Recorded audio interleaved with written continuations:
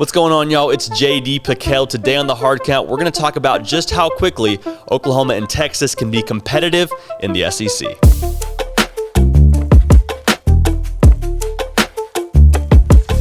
One, thank you for spending the time to click on this video. Two, you're already here. Go ahead and click the like and the subscribe button to the channel to stay up with everything that's awesome going on here at 365 Sports. One thing that's awesome right now is Oklahoma and Texas going to the SEC. Again, obviously, that's depending on who you ask. People in the Big 12 aren't excited about it. People at Oklahoma and Texas are pretty juiced about it. The SEC can't tell how they feel about it. A lot of them seem pretty indifferent. But what I think is the most interesting conversation right now, or what will be the most interesting conversation after all this dust settles with who's going to go where in realignment, what does Oklahoma and Texas add to the SEC? Even more so, how quickly are they able to be a key player in the college football playoff race? Even more so, the SEC conference race. Because as it stands right now, there's a lot of question marks surrounding both teams. But historically, both these teams are pretty good against the SEC. Both have about a 67% win percentage against all Southeastern Conference teams. Now, one of the most recent memories is Texas beating up on Georgia in the Sugar Bowl. And that was when Texas said they were back and all that. And then we quickly realized they were, in fact, not back. But it's a new day in Texas. It's a new day in Austin. Steve Sarkisian is probably going to be the guy, in my mind, to lead them back to competitiveness. So there's a lot of factors when you unpack how quickly can they be competitive, and one of those is how quickly are they joining the SEC. Some people say next season. At the latest it'll be is 2025, July 1, but there's a lot of things to look at and a lot of variables that we can't really account for. So some of this conversation will be if they played next year, some of it will be in 5 years, some of it will just be taking a best guess based on trends.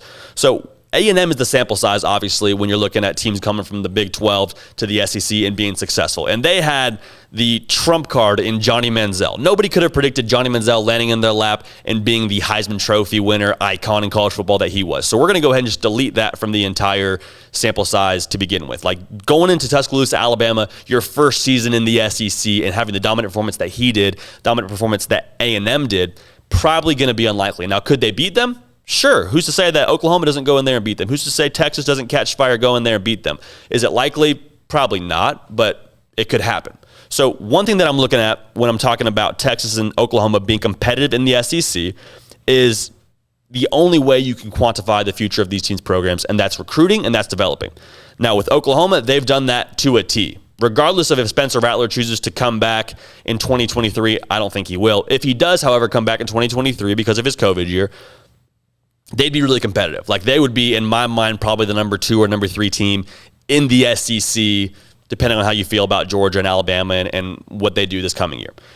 For Texas, the knock has always been, well, they get good talent. They do recruit well. Both these programs have 3 top 10 classes in the last 4 years. But for Texas, what do you do with that talent? Again, 2 first-round picks in the last 10 years, not a good look down there in Austin. I'm sorry, it's just not.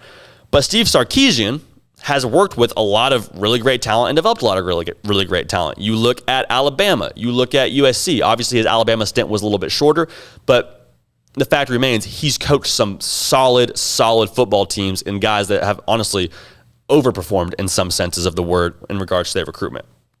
But I think when you look at Oklahoma and you look at their recruiting, they're going to have a 5-star quarterback, whether it's Caleb Williams, who's the freshman already on campus right now, or whether it's Malachi Nelson, the guy they got for 2023. I think that commitment will stick, again, out of Southern California. They're going to have a stud behind center. Like, they're going to have their guy playing quarterbacks. Whether it's Spencer Rattler or not, you're going to have a dude, and I think that's going to be crucial for them, obviously, as they go and take their high potent offense to the SEC. So the reason I feel somewhat confident about both these programs joining the SEC and being at least relevant, Oklahoma more than relevant, they have the right guy calling plays. Obviously, Texas has Steve Sarkisian. Lincoln Riley, if he's still there, which that's a question mark in itself, does he leave for the NFL? If he's still there, you're very competitive day one. And that is like not even up for debate. Lincoln Riley, one of the best offensive minds in all of football, given what they've done recruiting-wise, development-wise. Oklahoma can come in and be competitive from the jump. So those are some reasons for optimism. Now, Steve Sarkisian, we mentioned in other videos, I think he has the chops for the SEC because he's been in the SEC before. He's been at high-pressure programs before, being at USC as an assistant coach, as a head coach. We don't have to talk about him as a head coach too much there because that's a whole other rabbit hole to go down.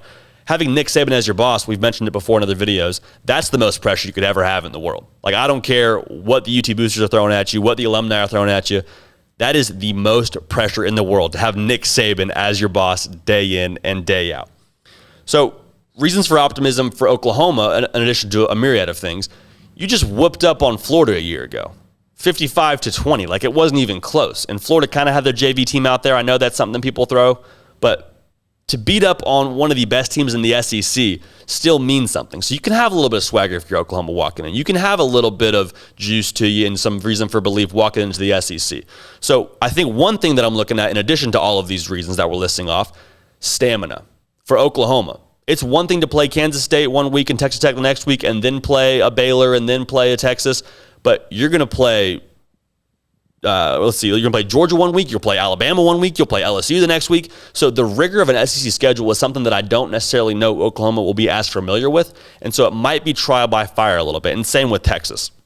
But Oklahoma even more so because of how competitive I think they can be from the jump. So all that's to say, in summary, if the season were to start tomorrow, again, I think Oklahoma can be probably around 2 or 3 in the conference. Alabama and Georgia kind of being those conversation pieces, with Bama being the solid 1, Georgia's at 2 or 3, depending how you shuffle the deck.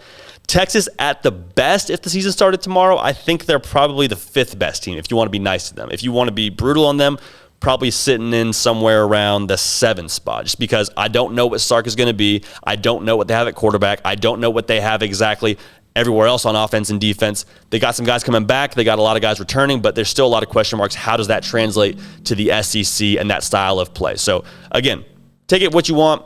It's very much so a topic of discussion. It's going to be something that we talk about going forward, leading up to their entrance into the SEC. If you like what you saw here, follow me on Twitter at JD Pickell, JDPICKELL. We're going to keep this party rolling here at The Hard Count. Thanks for watching, and we will see y'all next time.